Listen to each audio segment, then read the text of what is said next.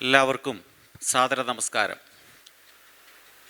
ഭഗവത് സാന്നിധ്യം കൊണ്ടും ഗുരു സാന്നിധ്യം കൊണ്ടും സജ്ജന സാന്നിധ്യം കൊണ്ടും സമ്പന്നമായ ഈ വേദിയിൽ ഇത്തരത്തിലുള്ള പ്രമുഖ വ്യക്തിത്വങ്ങളോടൊപ്പം ഒരു സീറ്റ് ലഭ്യമായത് തന്നെ ഒരു സുഹൃതമായി കരുതുകയാണ്.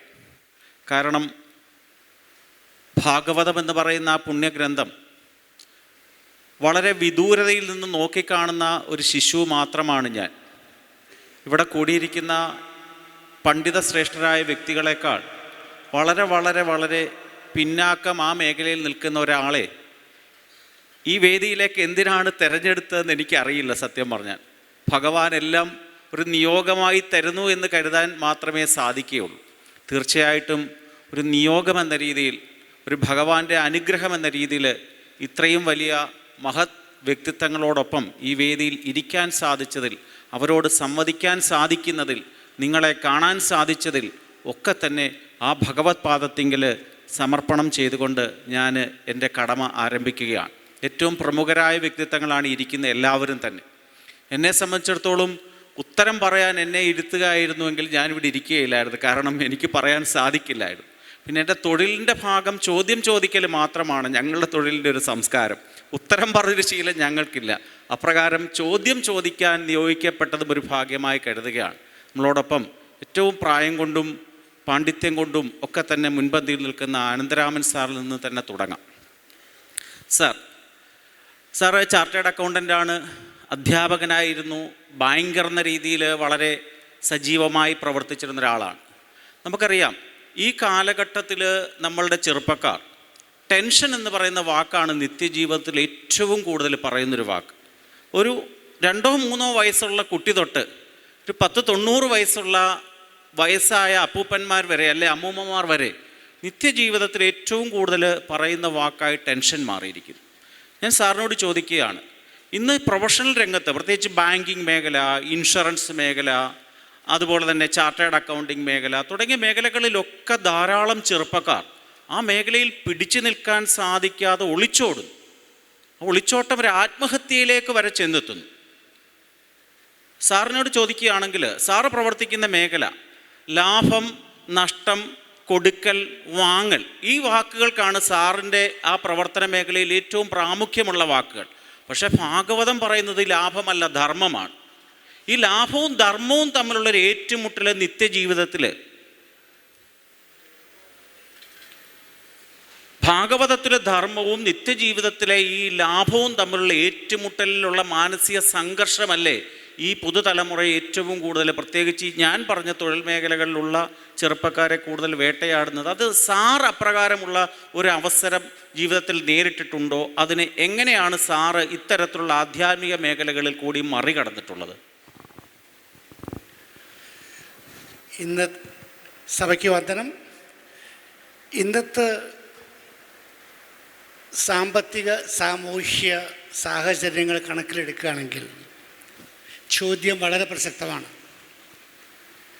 ടെൻഷൻ എന്ന് പറയുന്ന വാക്ക് ചെറിയ കുട്ടികൾ, LKG പഠിക്കുന്ന കുട്ടികൾ മുതൽ വളരെ വയസ്സായിട്ടുള്ള ആളുകൾ വരെ എക്സ്പീരിയൻസ് ചെയ്യുന്നൊരു ഫിനോമിനനാണ്. നമ്മളൊക്കെ പഠിക്കുന്ന കാലത്ത് ഈ കൗൺസിലർമാർ, ഞാൻ അടുത്ത് ചോദിക്കേണ്ട, ഈ സ്കൂളിലൊക്കെ ഈ കൗൺസിലർമാർ എന്ന് പറയുന്നത് അവർക്ക് ജോലി എന്താണ്? കാരണം ഞാൻ പഠിച്ച സമയത്ത് ഈ കൗൺസിലർ പരിപാടിയൊന്നും ഞാൻ കേട്ടിട്ടില്ല. ഇത് എന്താ അവർ ജോലി എന്ന് ഞാൻ അന്വേഷിക്കുകയായിരുന്നു. ചോദ്യം ചോദിച്ച ആൾ ചിരിക്കുകയോ ചെയ്തു, നിങ്ങൾക്ക് അറിയില്ല? ഞാൻ പറഞ്ഞാൽ അറിയില്ല, ആവശ്യം വന്നിട്ടില്ല. ഞാൻ പഠിക്കുന്ന എല്ലാ സമയത്തും ക്ലാസ്സിലെ എല്ലാവരും കാട്ടിലും 3 വയസ്സ് കുറവായിരുന്നു. പക്ഷേ എനിക്കങ്ങനെ സമ്മർദ്ദം തോന്നിയിട്ടില്ല.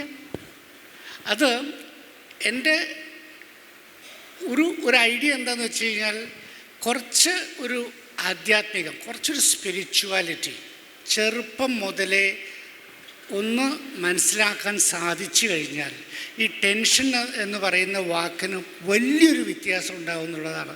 എൻ്റെ ഗ്രാൻഡ് ഫാദർ ദിവസവും 701 ശ്ലോകം 18 ചാപ്റ്ററും അദ്ദേഹത്തിന് ബൈഹാർട്ടാണ് ഭഗവത്ഗീത. അദ്ദേഹത്തിന് 50 കൊല്ലം, അവസാനത്തെ 50 കൊല്ലം എല്ലാ ദിവസവും ഭഗവത്ഗീത 701 ശ്ലോകവും അദ്ദേഹം പറഞ്ഞിട്ടുണ്ട്. എന്നെ പഠിപ്പിച്ചു ചെറുപ്പത്തിൽ തന്നെ. അത് കാരണം വളരെ 8-9 വയസ്സ് മുതൽ ഞാൻ ഭഗവത്ഗീത വായിക്കുന്ന ഒരാളാണ്. ഇന്നും എല്ലാ ദിവസവും വായിക്കും. ഞാനൊരു ആർഗ്യുമെൻറ്റിന് പോകുന്ന സമയത്ത് കുറച്ച് കഴിഞ്ഞാൽ ഞാൻ പറയും, എന്നോട് ആർഗ്യൂ ചെയ്യരുത്, കാരണം നിങ്ങൾ തോൽക്കും. എനിക്ക് ഭഗവത്ഗീതയുടെ ചെറിയൊരു ബേസിക് അണ്ടർസ്റ്റാൻഡിങ് ഉണ്ട്. അപ്പോൾ അത് കാരണം എനിക്ക് ദേഷ്യം വരില്ല, നിങ്ങൾക്ക് ദേഷ്യം വരും, നിങ്ങളുടെ BP കൂടും. So it's an unfair argument, don't argue with me എന്ന് വരെ പറയാറുണ്ട്. അപ്പോൾ അതിൻ്റെ അത്രയും ഒരു ഡെപ്ത്ത്, അതിൻ്റെ ബ്രെഡ്ത്ത് ലോകത്തിൽ എല്ലാ സ്ഥലത്തും. ഞാനിപ്പോൾ എൻ്റെ 2 മക്കളും അമേരിക്കയിലാണ്. ഞാൻ കഴിഞ്ഞ ജൂലൈയിൽ അമേരിക്കയിൽ ഇരുന്ന സമയത്ത് ചിക്കാഗോയിൽ 3000 പേര് ഭഗവത്ഗീത 18 ചാപ്റ്ററും സ്റ്റേജിൽ ഒരു ഹാളിൽ ഇരുന്ന് റിസൈറ്റ് ചെയ്യായിരുന്നു. 3000 പേര് ഭഗവത്ഗീത അമേരിക്കയിൽ ചിക്കാഗോയിൽ. അത് 3.5 മണിക്കൂർ ഫ്ലൈറ്റിൽ വന്നിട്ടൊക്കെയാണ് ഓരോരുത്തർ ഇരുന്ന് ചെയ്യുന്നത്. ഇന്ത്യയിൽ സാധിക്കുമെന്ന് എനിക്കറിയില്ല.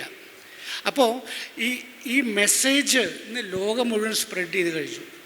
അപ്പോൾ നമ്മളിത് നമ്മുടെ ഒരു ഡെയിലി റൊട്ടീൻ്റെ, എൻ്റെ അഭിപ്രായത്തിൽ ഭഗവത്ഗീതയൊക്കെ സ്കൂളിൽ കമ്പൽസറി സബ്ജക്റ്റായിട്ട് പഠിപ്പിക്കേണ്ടതാണ്.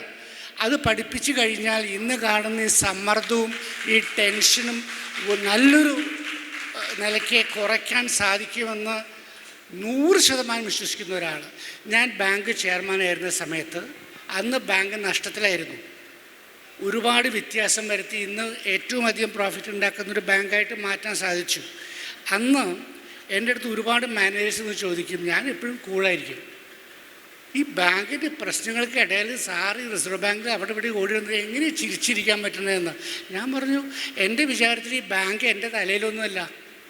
ഭഗവത്ഗീതയിൽ പറഞ്ഞിട്ടുള്ളത് മാതിരി കർമ്മണ്യേവാധികാരസ്ഥേ മാ ബലേഷു കഥാചന മാ കർമ്മ ബലഹേതു ഭൂർമാതി സംഘോസ്തു കർമ്മണി.